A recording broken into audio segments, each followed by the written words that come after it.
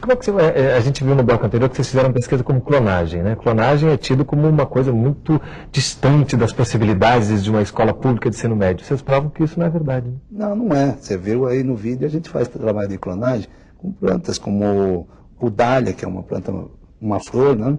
Nós fazemos também com plantas carnívoras e fazemos também com violetas. Quer dizer, é uma parte de clonagem bem simples e que dá essa visão ampla para o aluno, né? Desmistificar aquela clonagem que todo mundo está discutindo e que já tomaram até decisão de não fazer. E que a gente tem que refletir se é importante ou não. Nós temos casos e casos.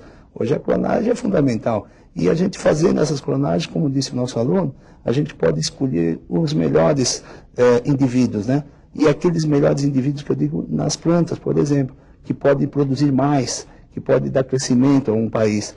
E às vezes nós temos que pensar nesse lado da clonagem. Você como professor de comunicação, como é que a comunicação pode potencializar projetos como esse? Potencializar no sentido de... Eu acho que o grande mérito de comunicação, utilizando a tecnologia, no caso a internet, se dá pela troca de informação, né?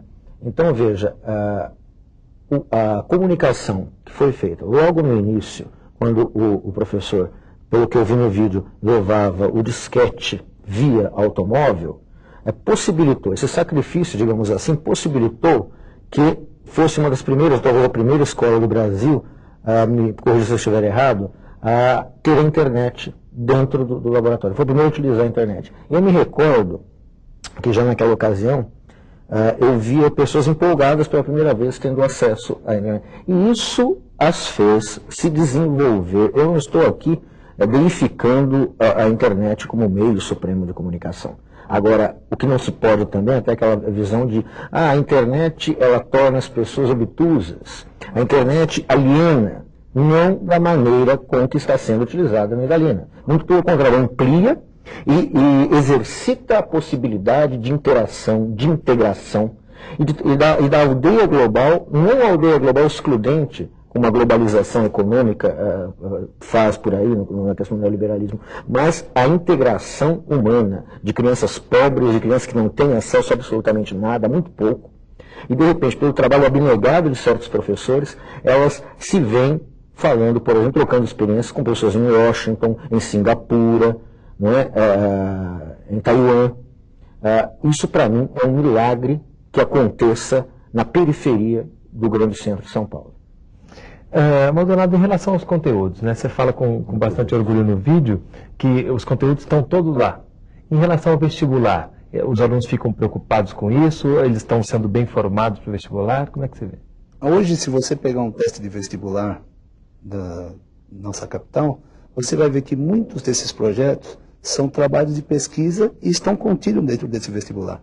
Quer dizer, viraram questões. Então, isso é importante, por quê? Porque o aluno hoje deixou de fazer aquele vestibular do xizinho e passou a contextualizar, começou a ler trabalhos científicos, e dentro do trabalho científico está entrando as questões de física, de biologia, de química e assim por diante. Isso gera o pensar do aluno. E esse pensar do aluno hoje é muito importante para nós. Por quê? Porque nós vamos criar um cidadão diferenciado. E entre esses cidadãos diferenciados tem um lá que lhe chama de herói, né? Como é que é isso para você ver seu filho, que, pelo que a gente sabe, saiu de uma escola privada para ir para o Idalina? Como é que você vê esse orgulho todo que ele mostrou ali no vídeo? É difícil até de falar, né? E foi muito bom, porque realmente é o que o pai mais espera de um filho. E quando eu tirei ele de uma escola privada, eu sabia que ele iria ter muito sucesso. Ele é meu parceiro, meu filho herói, e também o meu exemplo para continuar nessa jornada aí. Maravilha, chega a ser emocionante para a gente também, né? Como é que você vê essa questão toda de vestibular, de mudança de enfoque de ensino no ensino médio? Você acha que também vai ter que, em determinado momento, transformar mais adiante? Olha, eu adoro quando me fazem essa pergunta, porque eu acho que isso é o que está formigando na cabecinha de um monte de colegas de ensino médio do Brasil todo, quando estão aqui assistindo a gente. Ah, olha lá que lindo, um monte de projetos, eu quero ver se aquele aluno vai passar para a USP. Escola do futuro, eu quero ver se aquele aluno vai passar no vestibular. Veja bem, o Enem foi o primeiro exame a propor uma ruptura nessa visão, né, de que o ensino médio tinha que se preocupar só com o conteúdo. Veja, eu não estou propondo que a escola esqueça que ela é o lugar da sociedade onde se espera que o aluno avance do senso comum ao conhecimento científico. Né? A gente sabe que na escola, embora ela tenha assumido um monte de papéis, é o lugar onde se espera que isso aconteça. Porém, quando o Enem propõe uma prova pautada na avaliação de competências e habilidades, né, colocando questões em que você tem que mobilizar conhecimento de geografia, com história, com inglês, com física, em que a capacidade de representação, de investigação, de compreensão é que está sendo avaliada, e é isso que se leva para a vida, isso, de certa forma, se disseminou. O vestibular, tanto de São Paulo, como no Rio de Janeiro, como em outras cidades, me parece que estão acompanhando essa tendência. Por quê? Porque a gente já não é difícil você perceber, é fácil perceber isso, que é impossível eu trabalhar todos os conteúdos ou eu simplesmente acrescentar itens no programa. Vai ser aquele famoso eu faço de conta que ensino e você faz de conta que aprende. Então eu digo, se eu optei por trabalhar transgênico, porque eu quero que meu aluno no supermercado seja capaz de decidir, eu quero ou não consumir um alimento, um organismo geneticamente modificado, porque eu sei o que é, então eu decido baseado nisso, eu tenho que talvez tirar o quinidoblasto do currículo de biologia. Ai, quinidoblasto Todo mundo sabe o que acontece se eu entrar, até quem é paulista sabe o que acontece. Se eu entrar no mar com água viva, o que acontece? Queima. Queima, tá vendo? Queima por conta dos quinidoblastos. Se você estiver muito interessado em se aprofundar nisso, com a autonomia intelectual que o ensino médio vai construir em você, você é capaz de ir na internet, ir num livro, ir num folheto, ir em qualquer outro lugar e se aprofundar em águas vivas. Mas eu, Mônica, como professora de biologia, considero mais importante trabalhar a questão dos transgênicos. Então, essa tendência no vestibular eu acho que também está acontecendo. Um aluno autônomo, um currículo que promova a autonomia intelectual, de modo algum, é um currículo menor que um currículo conteudista. Pelo contrário, é um currículo difícil que nos desafia como professores. E que dá acesso a todos os outros conteúdos à medida que a curiosidade aconteça. E conforme o conhecimento está sendo construído. Amanhã um dogma da ciência pode cair por terra. E se eu sou capaz de ir na internet, de ler, de procurar, eu posso acessar.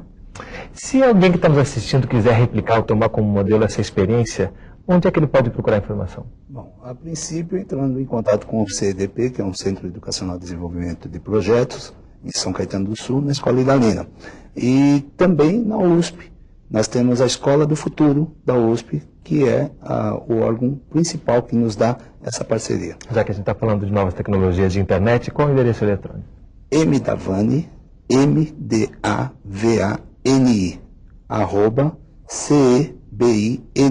@cebinet.com.br.